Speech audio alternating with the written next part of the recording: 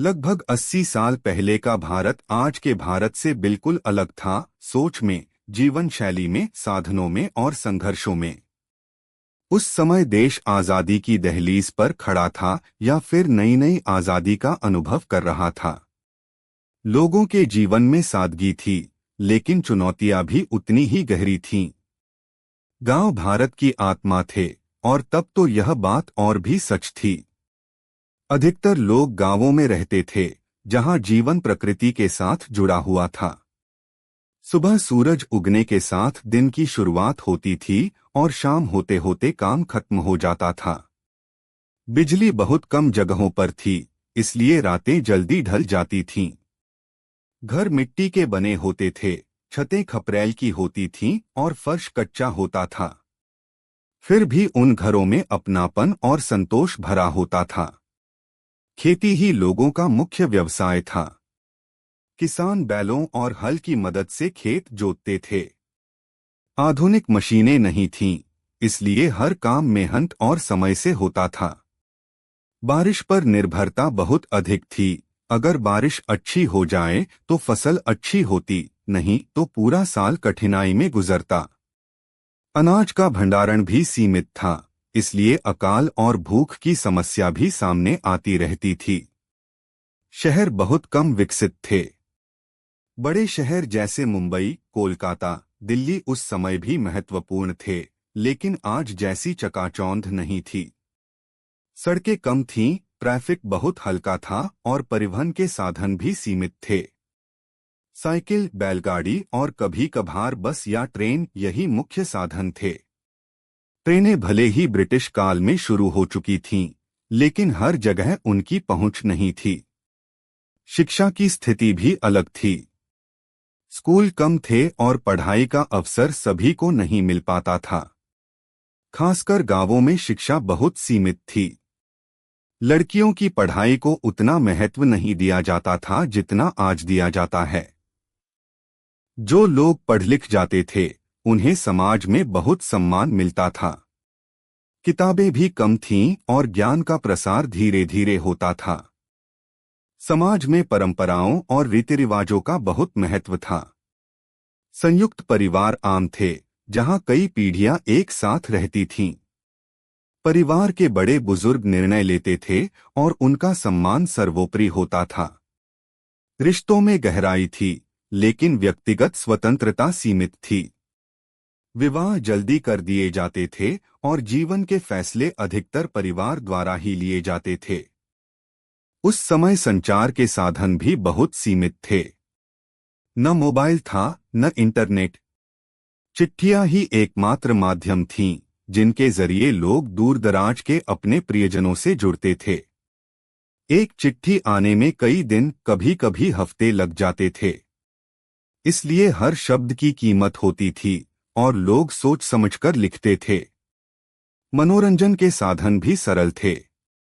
गांवों में लोग शाम को चौपाल पर इकट्ठा होते, कहानियां सुनाते, लोकगीत गाते और आपस में बातें करते।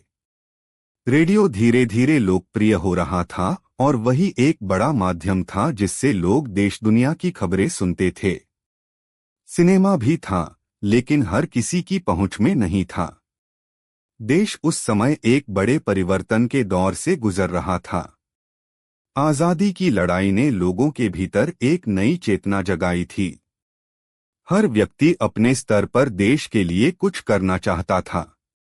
त्याग, बलिदान और देशभक्ति जैसे भाव जीवन का हिस्सा थे।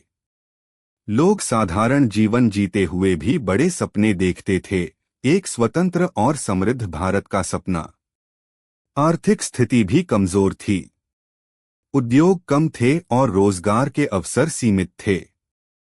लोग छोटी छोटी चीजों से अपनी जरूरतें पूरी करते थे। बचत की आदत बहुत मजबूत थी, क्योंकि आय सीमित थी और भविष्य अनिश्चित। कपड़े भी कम होते थे, अक्सर लोग कुछ ही जोड़ी कपड़ों में साल गुजार देते थे। स्वास्थ्य सेवाएं भी बहुत सीमित थीं। अस्पताल कम थे और डॉक्टरों की संख्या भी कम थी। गांवों में तो अधिकतर लोग घरेलू नुस्खों और वैद्य पर निर्भर रहते थे। बीमारियां अधिक खतरनाक साबित होती थीं, क्योंकि इलाज समय पर नहीं मिल पाता था। फिर भी लोग मानसिक रूप से मजबूत थे और कठिनाइयों का सामना धैर्य से करते थे। महिलाओं की स्थिति आज की तुलना में अलग थी। वे घर की जिम्मेदारियों तक सीमित थीं, लेकिन उनका योगदान बहुत बड़ा था। घर संभालना, बच्चों की देखभाल करना, खेतों में मदद करना, वे हर काम में लगी रहती थीं। धीरे धीरे बदलाव की शुरुआत हो रही थी, लेकिन वह बहुत धीमी थी। धर्म और आध्यात्मिकता लोगों के जीवन का महत्वपूर्ण हिस्सा थे। मंदिर, मस्जिद, गुरुद्वारा या चर्च, हर जगह लोगों की आस्था गहरी थी। त्योहार बड़े उत्साह से मनाए जाते थे और यही लोगों के जीवन में खुशी और रंग भरते थे। चाहे आर्थिक स्थिति कैसी भी हो, त्योहारों में लोग एक दूसरे के साथ खुशियां बांटते थे। राजनीतिक रूप से भी देश एक नए दौर में प्रवेश कर रहा था। नई सरकार बन रही थी, नए कानून बन रहे थे और एक नए भारत की नींव रखी जा रही थी। लोगों को अपने अधिकारों और कर्तव्यों का धीरे धीरे एहसास हो रहा था। लोकतंत्र की शुरुआत हो चुकी थी और यह एक बड़ी उपलब्धि थी। समाज में कुछ कुरीतियां भी थीं, जैसे जात पात का भेदभाव, छुआछूत और असमानता। ये समस्याएं गहरी थीं और इन्हें खत्म करने के लिए समय और प्रयास की जरूरत थी। कई समाज सुधारक इन बुराइयों के खिलाफ काम कर रहे थे और धीरे धीरे बदलाव आ रहा था। उस समय का भारत भले ही संसाधनों में गरीब था, लेकिन मूल्यों में समृद्ध था। लोग कम में संतुष्ट रहना जानते थे, रिश्तों को महत्व देते थे और जीवन को सरलता से जीते थे। आज की तुलना में सुविधाएं कम थीं, लेकिन जीवन में एक अलग तरह की शांति और संतुलन था। समय के साथ भारत ने लंबा सफर तय किया है। आज तकनीक, शिक्षा, स्वास्थ्य और आर्थिक क्षेत्र में देश ने बहुत प्रगति की है। लेकिन जब हम 80 साल पहले के भारत को देखते हैं, तो हमें यह समझ में आता है कि उस सादगी और संघर्ष ने ही आज के मजबूत भारत की नींव रखी है। वह दौर हमें यह भी सिखाता है कि प्रगति के साथ साथ मूल्यों को बनाए रखना कितना जरूरी है, क्योंकि वही मूल्य किसी भी समाज को मजबूत और स्थिर बनाते हैं।